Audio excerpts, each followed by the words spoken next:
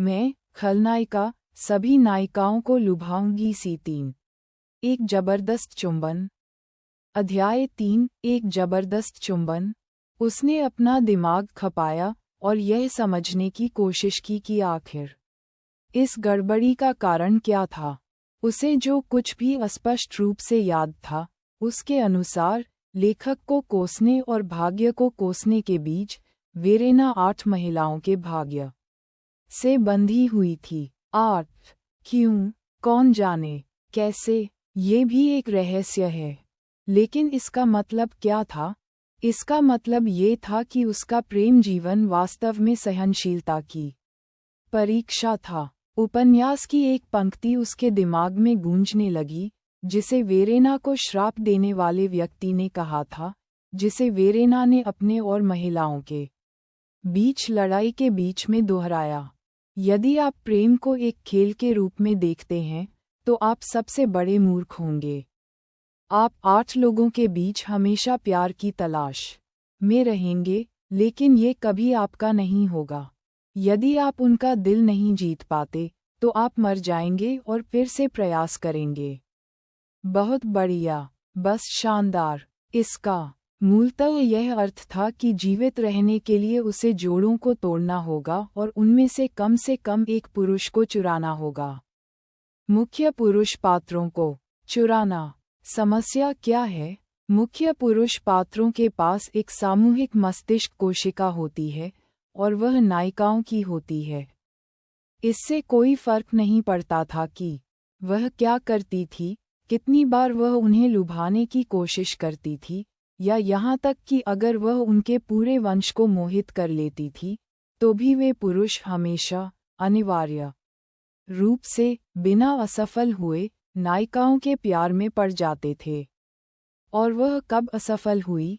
वह मर जाएगी, और वह पीछे हट जाएगी, वापस पहले चरण पर। उसे पहले से ही माइग्रेन का एहसास हो रहा था।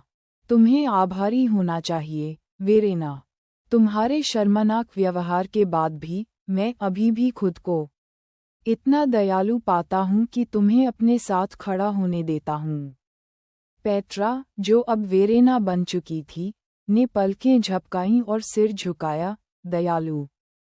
हाँ, बिल्कुल। जैसे कोई उस कॉकरोच पर दया करता है जिस पर पैर रखने से वह इनकार कर दे। राफेल हैरान रह गया। उसे उम्मीद नहीं थी कि वह महिला पलटकर जवाब देगी, खासकर जब वह हमेशा उसका ध्यान अपनी ओर खींचने की भीख मांगती रहती थी। फिर वह उसके पास गया और अपने होंठ उसके और करीब लाए। अपनी जुबान संभालो, औरत। मुझसे शादी करना तुम्हारे लिए सम्मान की बात थी, और फिर भी हम यहाँ हैं। उसने अपनी कनपटी रगड़ते हुए आह भरी। जिस तरह से तुम हमारी शादी के बारे में बात कर रहे हो, कोई यही सोचेगा कि मैंने पुजारी को रिश्वत देकर शादी करवाई है। नम्र लड़की अजीब तरह से एक तरफ हट गई। उसे स्पष्ट रूप से इस बात का अफसोस हो रहा था कि वह इस बातचीत को सुन पाने की सीमा में थी। तुम्हारी ज़बान हमेशा से ही घमंडी रही है। अगर तुम ज़्यादा आज्ञाकारी होती, तो शायद मुझे तुम ज़्यादा आकर्षक लगती, उसने फुसफुसाते हुए कहा। वेरीना के अचानक बदले रूप को देखकर उसकी भौहें उलझन से सिकुड़ गईं। आज्ञाकारी? ओह, माफ़ कर दो। मुझे नहीं पता था कि तुम कुत्ता खरीदने आए हो। क्या तुम चाहते थे कि मैं भी भौंकूं? आप भले ही खुद को बहुत ऊंचा और शक्तिशाली दिखाती हो, लेकिन अंत में आप मेरी पत्नी के अलावा कुछ नहीं हैं, और आप जो कुछ भी करती हैं, उससे इसमें कोई बदलाव नहीं आ सकता। वहाँ था, उल्टी करने की इच्छा होना। इस आदमी को बोलते हुए सुनकर जो घृणा उत्पन्न हुई, उसे नकारा नहीं जा सकता। जैसी कि उम्मीद थी, हमेशा नाजुक, हमेशा रोती रहने वाली नायिका एवलिन ने अंततः अपनी चुप्पी तोड़ी। वह आगे बढ़ी, उसकी आंखें ताज़ा पॉलिश किए हुए कांच की तरह चमक रही थीं। निचला होंठ कांप रहा था, मानो वह स्वतः स्फूर्त दहन से कुछ ही क्षण दूर हो। कृपया लड़ाई मत करो, उसने फुसफुसाते हुए कहा, उसकी आवाज़ इतनी नाजुक थी कि हल्की हवा से भी वह उड़ सकती थी। वेरेना ने मन ही मन आंखें घुमाईं। सही कहा, एवलिन एशबोर्न, कोमलता, दयालुता और निडरता की प्रतिमूर्ति। आखिरकार, हर उपन्यास में एक नायिका की ज़रूरत होती है। और इस उपन्यास में, एवलिन ने सिसकने, कांपने और राफेल को एक रक्षक की तरह व्यवहार करने का बेहतरीन मौका देने में महारत हासिल की। जैसा कि अनुमान था, उस आदमी ने कोई समय बर्बाद नहीं किया। राफेल एवलिन की ओर बढ़ा और उसके चेहरे को उस व्यक्ति की तरह कोमलता से सहलाया जिसने अपने जीवन में कभी कठिनाई नहीं देखी थी। ओह एवलिन, वह बुदबुदाया, मानो उसका एक आंसू राष्ट्रीय आपदा हो। इस औरत के लिए खुद को परेशान मत करो। वह तुम्हारी दया के लायक नहीं है। वेरेना ने बिना प्रभावित हुए उसे देखा, क्योंकि उसने नाटकीय ढंग से उसके आंसू पोंछ दिए, एक बूंद, बमुश्किल दिखाई देने वाली, जिसे वह स्वयं संभाल सकती थी यदि उसके हाथ काम कर रहे होते। एवलिन ने नाक सिकोड़ी, मैं नहीं चाहती कि किसी को चोट पहुँचे। तुम इस दुनिया के लिए बहुत अच्छे हो, राफेल ने आह भरी, और शायद प्रशंसा में सिर हिलाया। कुछ लोगों से अलग। फिर लड़की उसकी ओर मुड़ी, मुझे माफ़ करना, लेडी एवलिन। माफ़ी मांगने की कोई ज़रूरत नहीं है, बेटी। उसने वेरेना की तरफ देखते हुए दिलासा दिया। वेरेना, मैं घोषणा करता हूँ कि हम अपनी सगाई तोड़ देते हैं। क्या? ओह, अब आओ भी, वेरेना।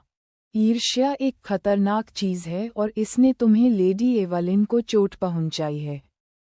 इससे उसे बहुत शर्मिंदगी महसूस हुई। यह उपन्यास पूरी तरह से एक 15 साल के लड़के ने लिखा था और यह बात साफ दिखाई दे रही थी। जैसे ही वेरेना राफेल और एवलिन को उसके मानसिक संतुलन के लिए चलता फिरता खतरा बताकर मौखिक रूप से उसे बदनाम करने वाली थी, उसकी रीढ़ में एक भयानक ठंडक दौड़ गई। सिस्टम चेतावनी, गलत मार्ग शुरू किया गया। आपने अनजाने में मौत का झंडा फहरा दिया है। समाधान, चुंबन के साथ तुरंत प्रेम लक्ष्य चुरा लें। दंड, क्रूर डिबफ का तत्काल आवेदन। समय, 10 सेकंड। इससे पहले कि वह पलक झपका पाती, एक दैवी दंड की तरह पीड़ा की एक लहर उस पर टूट पड़ी। लागू डिबफ, धुंधली दृष्टि। लागू डिबफ, कमजोर घुटने। लागू डिबफ, घुटन। लागू डिबफ, अचानक बुखार। जिस क्षण डिबफ ने प्रहार किया, ऐसा लगा जैसे उसकी आत्मा को नरक की गहराई में फेंक दिया गया हो। उसकी दृष्टि धुंधली हो गई, घुटन भरे। कोर्सेट ने उसकी पसलियों को कुचल दिया, और बुखार उसकी नसों में जलने लगा, जिससे वह चक्कर खाकर बेहोश हो गई।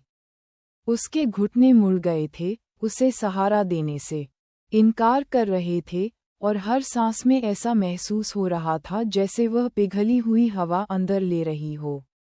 ये शुद्ध, विशुद्ध पीड़ा थी। फिर वह धीरे धीरे मुड़ी और अपने हाथ की पहुँच के भीतर खड़ी दुर्भाग्यपूर्ण आत्माओं की बहुतायत को देखने लगी। अच्छा, छी, 10 सेकंड बचे थे। 10 तुच्छ, क्रूर सेकंड। और उस आत्ममुग्ध सरदार को चूमने का तो सवाल ही नहीं उठता, जिसने अभी अभी उसे सरेआम बेइज्जत किया था। उसके स्तर इतने भी नीच नहीं थे। वह पहले ही एक दिल तोड़ने वाला दुख झेल चुकी थी। उसने अपनी गरिमा को एक और धक्का नहीं लगने दिया। इसलिए उसने एकमात्र तर्कसंगत काम किया। उसने कम दुष्ट का हाथ पकड़ लिया। नायिका, लेडी वेरेना, एवलिन चीखी, उसकी आंखें शुद्ध, इनफिल्टर्ड आश्चर्य से चौड़ी हो गईं। बिना किसी हिचकिचाहट के, उसने अपने होंठ कांपती हुई लड़की के होंठों से टकरा दिए, और उसके कोमल चेहरे को अपने हाथों में ले लिया, जिससे चारों ओर हौंफने और बदनामी भरी फुसफुसाहटें फूट पड़ीं। नॉवेल, बिन लाइट नॉवेल, वेब नॉवेल, कोरियाई नॉवेल और चीनी नॉवेल मुफ्त में ऑनलाइन पढ़ें। आपको सैकड़ों अंग्रेजी अनुवादित लाइट नॉवेल, वेब नॉवेल, कोरियाई नॉवेल और चीनी नॉवेल मिलेंगे, जिन्हें रोज़ाना अपडेट किया जाता है। ऑनलाइन उपन्यास पढ़ें, ऑनलाइन लाइट नॉवेल पढ़ें, मुफ्त में ऑनलाइन पढ़ें, मुफ्त लाइट नॉवेल। ऑनलाइन संपर्क